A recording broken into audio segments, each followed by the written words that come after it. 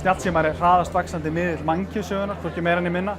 Þar af leiðandi eru gríðarleg tækifæri fyrir fyrirtæki að nýta sér og tileinka sér þennan miðil. Ég talaði svolítið þróunina, hvernig fyrirtæki hafa verið að nýta sér snjallsímatæknina í sínum markaðsmálum. Fyrirtæki fóru að bjóða upp á hérna ýmsu þjónustu í gegnum öll, þannig að þú gast fara að dæla bensín og þú gast fara að kaupa þér pizzu í gegnum öll. En síðan svona nýjasta tæknistökkið í þessu öllu eru svokallaðar skalanlegar vefsíður, þar sem að síðan er rauninni skalast að þeim skjá sem þú ert á hverju sinni. Fyrir mér snýst þetta allt saman svolítið bara notandi upplifun. Í rauninni öll þín markaðsstrategía, hvort það snýr að snjallsímum eða öðrum miðlum, að hún sé heildræn og hún haldist í hendur.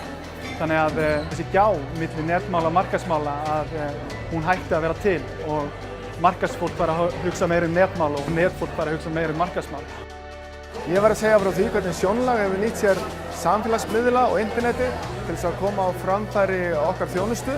Við erum með laseraugnlækningar og viljum koma skilaboðum til okkar tilvonandi viðskiptavina. Við höfum endurnýjað okkar heimasíðu og gert hana aðgengilega fyrir bæði snjallsíma og spjaldtölvur. Við höfum einnig nýtt okkur til dæmis Facebook síður til þess að við verum með auglýsingar.